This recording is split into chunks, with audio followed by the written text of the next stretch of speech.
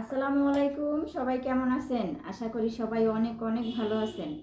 আজকে অসাধারণ একটি রেসিপি নিয়ে আসছি আপনাদের সামনে শেয়ার করার জন্য। আশা করি ভালো লাগবে। আজকে রেসিপি করার জন্য আমি এখানে নিয়েছি চিকেন 4 পিস নিয়েছি। তো 4 পিস এখানে রানের পিসই নিয়েছি এরকম, আর এটাও হচ্ছে রানের পিস। লোক সংখ্যা যদি কম থাকে তো সেইভাবে কম নিতে হয়, তো আমাদের বাসায় লোক সংখ্যা কম, এই জন্য আমি 4 পিস নিয়েছি।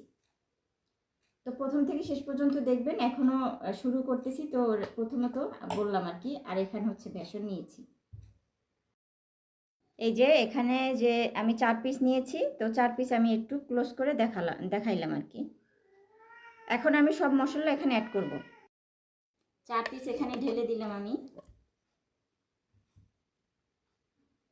এখন এখানে সব মশলাগুলো আমি অ্যাড করে দিব। এখানে আমি আদা রসুনের পেস্ট দিচ্ছি সামান্য পরিমাণে। তো এখানে স্বাদ মতো লবণ অ্যাড করছি। এখন দিয়ে দিব স্বাদ মতো গুঁড়া মরিচ। এখানে যতটুকু পরিমাণে আমরা আর কি ঝাল খাবো বুঝে শুনে দিতে হবে, 1 চামচ পরিমাণে আমি দিচ্ছি। এখানে আমি দিয়ে দিচ্ছি গরম মশলার গুঁড়া 1 চামচ পরিমাণে। সস দিচ্ছি 1 চামচ পরিমাণে, সস এখানে অ্যাড করে দিচ্ছি পরিমাণ মতো বুঝে আর কি।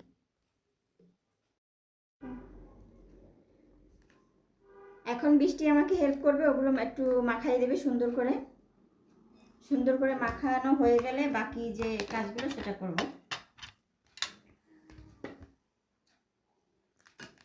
এটাকে সুন্দরভাবে মাখায় নিতে হবে। চিকেন ফ্রাই অনেকভাবে করা যায়, তো আমি বাসায় এভাবে আসলে অনেকভাবে এটা আসলে কেটে করি। নিছি হচ্ছে মাঝখান দিয়ে স্লাইস করে নিয়েছি। তো সেই ক্ষেত্রে মশলাগুলো এগুলোর ভিতরে একেবারে ঢুকাই দিতে হবে ভালো মতো এভাবে করে।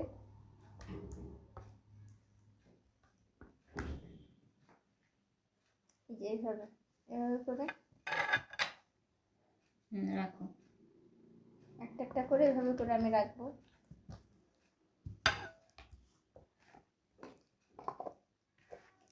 সবগুলো একভাবে সুন্দরভাবে করতে হবে। যে যেভাবে ঝাল খাবেন ওটা ওইভাবে দিয়ে নেবেন। যত মশলা অ্যাড করবেন অত মজা লাগে ফ্রাইতে।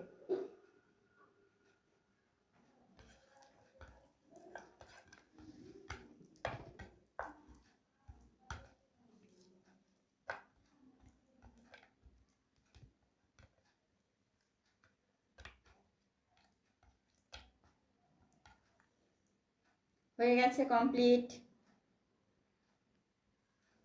এখন বাকি কাজগুলো করতে হবে। বৃষ্টি এখন হাত ধোবে ভালোভাবে।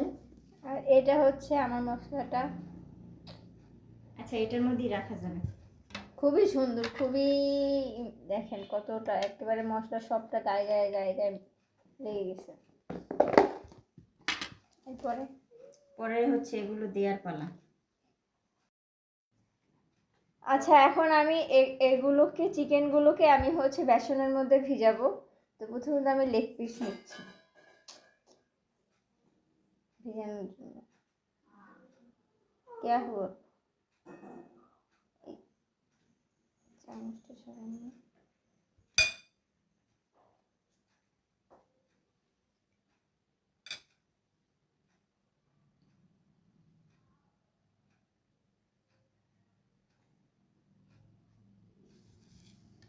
ভিজানোর পরে আমি নেব হচ্ছে ব্রেড কামের মধ্যে এই যে রাখলাম।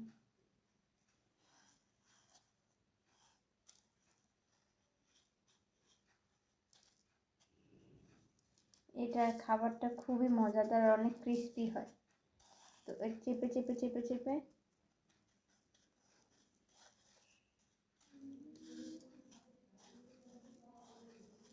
এটার স্মেলটাই চেঞ্জ হয়ে গেছে টোটালটাই। ব্রেড ক্রামটা দিয়ে এটা করার পর এটার কালারটা এরকম হবে। না, সুন্দর না? সিএফসি দিয়ে খান না, একদম সেম টু সেম সেই।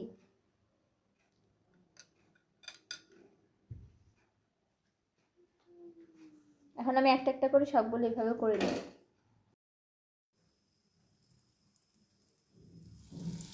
আমি তেলের মধ্যে ছেড়ে দিলাম,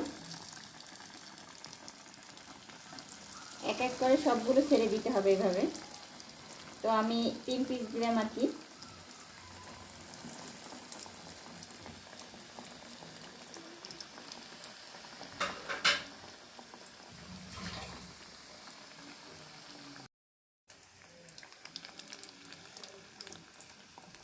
আর জালটা অবশ্যই নিভে জালে করতে হবে, একেবারে জাল বাড়িয়ে দেওয়া যাবে না। হালকা জাল দিয়েছি, চুলার জালটা একদমই এরকম জালের পরিমাণটা দিয়েছি, তাহলে মাংসের ভিতরটা সেদ্ধ হবে না। তো যাই হোক, আমি কিন্তু ভাজা শুরু করে দিলাম। এখন আস্তে আস্তে আস্তে আস্তে মানে এক পাশ উল্টে দিতে হবে আর কি।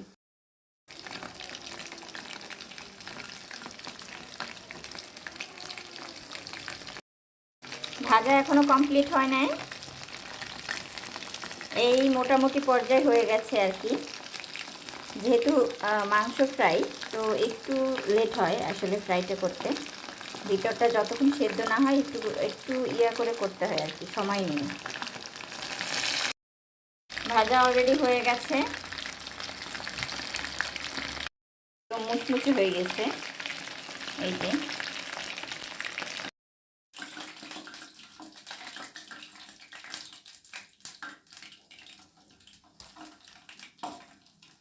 এসে আমি এখন স্যুপটা তৈরি করব। তো স্যুপ তৈরি করতে যা যা লাগবে আর কি, আমি এখন স্যুপটা গুলিয়ে নিচ্ছি। এখানে থাই স্যুপ নিয়েছি, তো এটা আমি পরিমাণ মতো পানি নিয়েছি একটা ইসে।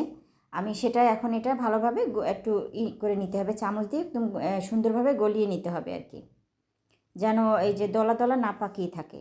এটা সুন্দরভাবে ঠান্ডা পানি দিয়ে সুন্দর করে নিতে হবে চামিচের সাহায্যে। তো একটা চামিচ দিয়ে বৃষ্টি আমাকে হেল্প করতেছে, ও খুব সুন্দর করে এটা করে দিচ্ছে। এটা সুন্দরভাবে মানে মানে এটা করে দিচ্ছে আর কি, গোলাই দিতেছে আর কি।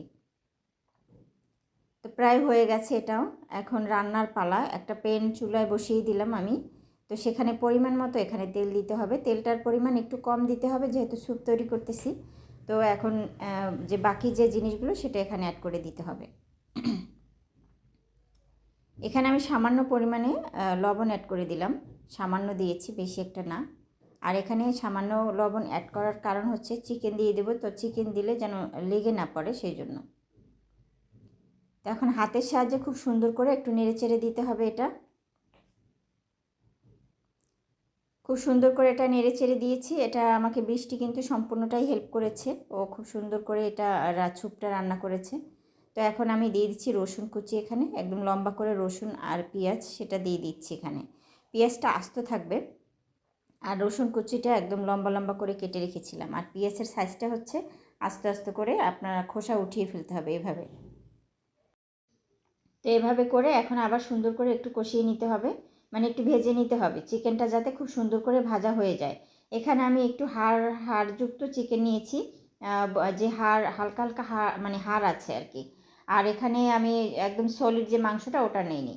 তো যাই হোক, আমি খুব সুন্দর করে গোলানো হয়ে গিয়েছিলো যেটা, সেটা আমি এখানে অ্যাড করে দিলাম। যখন ভাজা হয়ে যাবে তখন এটা দিয়ে দিতে একদম সম্পূর্ণটা ঢেলে দিতে হবে। ঢালা হওয়ার পরে একটু নেড়েচেড়ে দিতে হবে হালকা হাতে। এখন হচ্ছে খুবই সুন্দর করে হাতের সাহায্যে যতটা পরিমাণ নাড়াচাড়া করতে পারবেন আপনার খাবারটা ততটাই সুন্দর হবে এবং সফট হবে। আর এখানে আমি দিয়ে দিচ্ছি একটু মানে সস দিয়ে দিচ্ছি সামান্য, 2 চামচ পরিমাণে আর কি। মেপে দেই নেই, কিন্তু আন্দাজ ভেবে দিচ্ছি, এখানে 2 চামচ পরিমাণে দেওয়া হয়েছে। এখন খুব সুন্দর করে আবারও নেড়েচেড়ে দিতে হবে। এখন এখানে আমি কাঁচামরিচ একটু ভেঙে দিচ্ছি, 2-3টা কাঁচামরিচ এখানে ভেঙে দিয়ে দিচ্ছি। আপনারা চাইলে আস্তেও দিতে পারেন, একটু ঝালের জন্য আর কি হালকা করে দিয়ে দিলাম। এখন আবারও খুব হাতের সাহায্যে খুব সুন্দর করে একটু নেড়েচেড়ে দিতে হবে। এটা যতটা পরিমাণ সুন্দর করে নাড়াচাড়া হবে ততটাই স্যুপটা বেশি খেতে ভালো লাগবে এবং ঘন হয়ে যাবে। এখানে কিন্তু আমি কোনো আটা ময়দা কিছুই ইউজ করব না, যাতে স্যুপটা কিন্তু একদম ঘন হয়ে যাবে।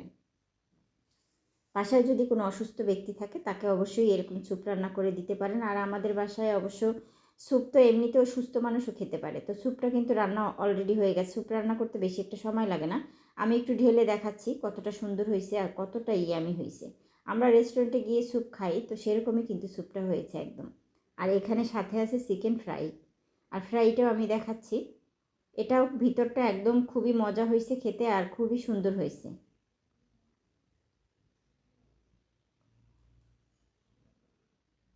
একটু ঢেলে একটা বাটিতে দেখাচ্ছি স্যুপটা, মানে কতটা সুন্দর হয়েছে আর কতটা মজা হয়েছে। স্যুপ রান্না করতে বেশি একটা সময়ের দরকার হয় না, খুব 5 মিনিটের মধ্যেই স্যুপ রান্না হয়ে যায়। এরকম যদি এক বাটি স্যুপ আর সাথে থাকে চিকেন ফ্রাই, একদম রেস্টুরেন্টের হার মানায় আর কি খাবারে। তো আমার সব কিছু হয়ে গেছে অলরেডি, আপনাদের দেখানোর চেষ্টা করলাম। কেমন হয়েছে অবশ্যই জানাবেন, ভালো লাগলে অবশ্যই একটা লাইক, একটা কমেন্ট, একটা শেয়ার করে দিবেন। অবশ্যই জানাবেন কেমন হয়েছে, এটা জানতে চাই আসলে আমি। আমাদের স্যুপটা রেডি হয়ে গেছে একেবারে।